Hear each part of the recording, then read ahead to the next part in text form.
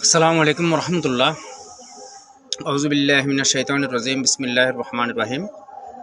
বাংলাদেশে 3 দিনের শোক ঘোষণা করা হয়েছে রাষ্ট্রীয়ভাবে বেগম জিয়ার মৃত্যুতে। গত পরশু সকাল 6টায় উনার আনুষ্ঠানিক মৃত্যু ঘোষণা করা হয়।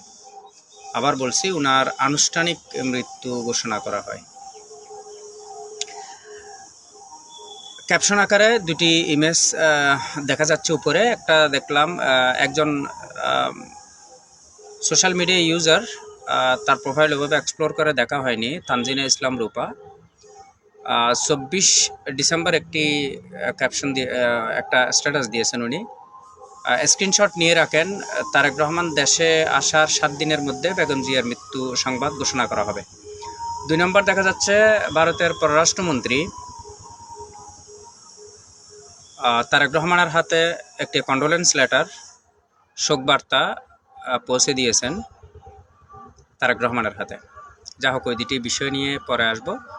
প্রথমে বলে রাখি যে দেশ বিদেশ থেকে শোক প্রকাশ করা হচ্ছে।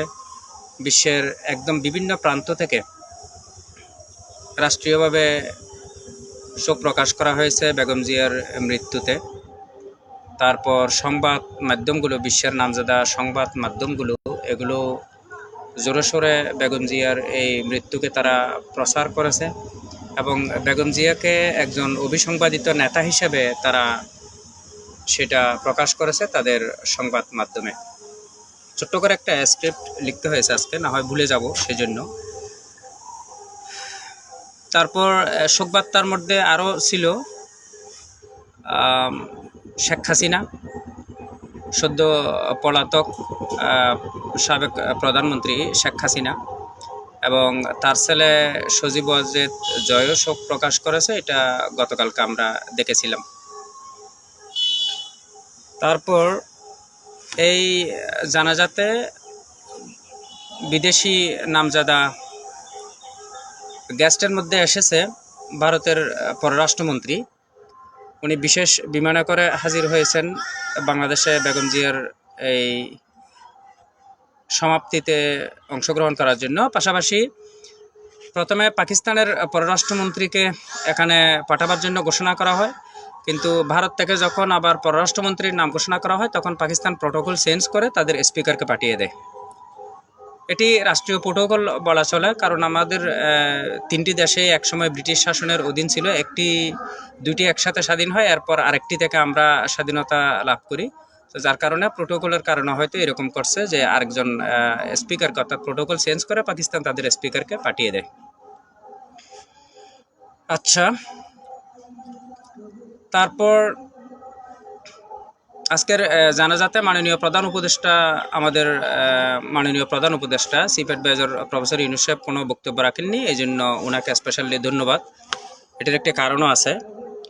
তারপর আর স্পেশালি ধন্যবাদ হচ্ছে যে সবাইকে, বিশেষ করে যারা আওয়ামী লীগ এবং তাদের অঙ্গ সংগঠনের, আমরা যা জানতে পেরেছি হাজার হাজার নেতাকর্মী বেগম জিয়ার এই জানাজাতে অংশগ্রহণ করেছে স্বতঃস্ফূর্তভাবে। তাদের সবাইকে আন্তরিক ধন্যবাদ, মোবারকবাদ আমরা আমাদের তরফ থেকে দিচ্ছি। আমরা তো আর কোনো দলের সাথে কোনো সংযুক্ত কেউ না, কিংবা রাষ্ট্রের তরফ থেকে বা কেউ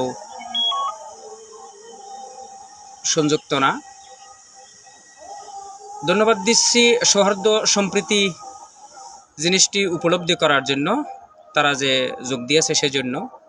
আর পাশাপাশি তাদের প্রতি আহ্বান থাকবে তাদের যেন শুভবুদ্ধির উদয় হয়, বাংলাদেশের বাস্তবতাকে মেনে নিয়ে বাংলাদেশের রাজনীতিতে তারা যাতে ফিরে আসতে পারে, এটাই হচ্ছে যে তাদের জন্য কামনা। এখানে এই জানাজাতে বিএনপির দপ্তর সম্পাদক নজরুল ইসলাম খান, উনি কিছু কথা বলেছেন বিএনপির পক্ষ হয়ে।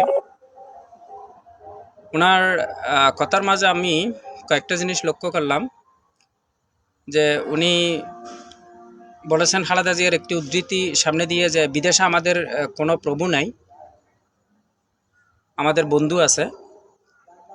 আর আরেকটি যুক্ত করেছেন যে পাকিস্তানিদের বিরুদ্ধে সাবেক প্রেসিডেন্ট জিয়াউর রহমান এবং খালেদা জিয়ার সংগ্রামের কথাও উনি সামনে নিয়ে এসেছেন। এই দুটি কথা আমার কেন জানি মনে হচ্ছে আজকের এই জানাজাতে একদম তারেক রহমান সাহেব যেভাবে কয়েকটি কথা বলেছেন সেই পর্যায়ে গিয়ে কিছু কথা হয়তো না টানলে আরও বেশি সুন্দর হতো। খালেদা জিয়ার আওয়ামী লীগের বন্ধু আছে, প্রভু আছে ভারতে, এটা সবাই জানে। তো এখন আওয়ামী লীগ থেকে তো হিন্দুস্তান থেকে একজন প্রতিনিধি যেহেতু এখানে পাঠিয়ে দিয়েছেন, তারপর আবার পাকিস্তান থেকেও যেহেতু একজন হাই প্রোফাইল একজন ব্যক্তি এখানে এসেছেন, সো এইসব না আনলেও চলতো। আর পাশাপাশি উনি বেগম জিয়ার একটা প্রোফাইল উপস্থাপন করেছেন। আসলে এটার দরকার কি ছিল? কারণ যারা জানাজায় অংশগ্রহণ করেছে তারা সবাই খালেদা জিয়াকে জেনেই ওখানে গিয়েছে। খালেদা জিয়ার প্রোফাইল না জেনে কেউ ওখানে জানাজা পড়তে যায় নাই। এর পাশাপাশি বিএনপির প্রতি আমাদের তিনটি কোয়েশ্চেন এখান থেকে রেজ করা যায়। সেটি হচ্ছে যে বর্তমান বাস্তবতাকে সামনে রেখে যে কথাটা না বললে নয়, সেটি হচ্ছে যদি ছাত্র জনতা আন্দোলন না করে কিংবা যদি ছাত্র জনতা আন্দোলন করে, এই যে হাসিনার ক্ষমতা থেকে তাকে পলায়ন করার যে পথ সৃষ্টি করলো, হাসিনাকে যে দেশ থেকে পালাতে যে পথ সৃষ্টি করলো, পালাবার ব্যবস্থা করলো ছাত্র জনতা, বিএনপির প্রতি প্রশ্ন হচ্ছে এই ছাত্র জনতা যদি এই কাজটা না করতো, আজকের বাস্তবতায় কিংবা শেখ হাসিনার রিজাইম যদি কন্টিনিউ থাকতো, খালেদা জিয়ার এরকম জানাজা হতো কিনা কিংবা জানাজা করতে পারতো কিনা। তো আমরা এক কথায় বলে দিব, হয়তো করতে পারতো না। তো করতে না পারলে কি করতো, এটাও একটু আমাদের জানতে খুব ইচ্ছে হয়। হাসিনা কি করতো? হয়তো হাসিনা সারা বাংলাদেশে তার পেটোয়া বাহিনী দিয়ে রেল লাইন, সড়ক পথ এগুলো সব বন্ধ করে দিত। তারপর বিএনপির দলীয় কার্যালয়ের সামনে সীমিতভাবে হয়তো একটা জানাজা হতো। আর সংসদ ভবনের পাশে জিয়াউর রহমানের পাশে ওখানে তো কবর দেওয়ার প্রশ্নই আসে না। হাসিনা কখনো এটা করতে দিত না। হয়তো হাসিনা চাইতো খালেদার লাশ দিনাজপুর ওর নিজের বাড়ি কিংবা বগুড়া জিয়াউর রহমানের বাড়িতে লাশ দাপন হোক। এরপরও যদি ঢাকায় হয়, হয়তো বিচ্ছিন্ন কোনো জায়গায় তাকে দাপনের ব্যবস্থা করত। কিন্তু এখানে বিএনপি, ছাত্রদল বা যুবদল, এই দল সেই দল বলেন, তাদের সেরকম কোনো সাংগঠনিক ক্ষমতা নাই, কিংবা থাকলেও তারা সেরকম প্রয়োগ করার মতো সাহস কখনো দেখাতে পারতো না হাসিনার বিরুদ্ধে। যাই হোক, তাহলে প্রশ্ন হচ্ছে যে একটাই, যে যদি ছাত্র জনতা আন্দোলন না করত, হাসিনাকে যদি পালাবার ব্যবস্থা না করত, তাহলে বিএনপি এরকম জানাজা করার সুযোগ পেত কিনা। আর দুটি সেন্সিটিভ কোয়েশ্চেন, সেটা হচ্ছে যে খালেদা জিয়া অসুস্থ, সেটা আমরা অনেক দিন ধরে জানি। বিশেষ করে ইন্টারিম সরকার, প্রফেসর ইউনূস সরকার ক্ষমতায় আসার পর থেকেই তো জানি অসুস্থ। বিদেশে আসছেন উনি, শারীরিক অবস্থা ভালো না। আর একটা মানুষের একটা পর্যায়ে গিয়ে তো অবসরও নিতে হয়। কিন্তু আমাদের দেশ হিসাবে শুধু বাংলাদেশ না, পুরো বিশ্বের আমাদের যতগুলো দেশ আছে, আমাদের দেশগুলোতে দুর্নীতি এমনভাবে ছড়িয়ে পড়ছে যে আমাদের এত দুর্ভাগ্য যে 100 বছরের ব্যক্তি প্রফেসর মালয়েশিয়ান সাবেক প্রধানমন্ত্রী মাহাথির মোহাম্মদকে আমাদেরকে নিয়ে এসে আবার দেশ চালাবার দায়িত্ব দিতে হয়। কিংবা দেখেন, আমাদের এখন উপদেষ্টাদের মধ্যে যেসব লোকগুলো আছে, তাদের অধিকাংশের বয়স আপনার অবসরে চলে গেছে তারা, কিন্তু তাদেরকে ধরে নিয়ে এসে আমাদেরকে দেশ চালাতে দিতে হচ্ছে। কারণ আমাদের অবস্থা এমন হয়ে গেছে যে আমরা দুর্নীতি করতে করতে এমন দুর্নীতিগ্রস্ত হয়ে পড়ছি যে এখন আমরা কার প্রতি আস্থা রাখবো। তো এক্ষেত্রে আমরা কি করলাম, আপনার বিএনপির প্রতি আরেকটা কোয়েশ্চেন, সেটি হচ্ছে যে বেগম জিয়াকে ইলেকশনে নিয়ে আসার কি দরকার ছিল? যে দেশের নেত্রী, উনি যখন সার্বজনীন সবার হয়ে গেছে, সেখানে তাকে কি দরকার ছিল এভাবে সামনে নিয়ে আসার? আর আরেকটা ব্যাপার হচ্ছে যে 2-3 দিন আগে নমিনেশন পেপার সাবমিট করার জন্য উনার অচেতন অবস্থায় উনার আঙ্গুলের ছাপ নেওয়া হয়। সিগনেচার উনি করতে পারবে না, আঙ্গুলের ছাপ নেওয়া হয় এবং নমিনেশন পেপার সাবমিট করা হয়। এই জিনিসগুলো আমার কাছে অমানবিক লেগেছে।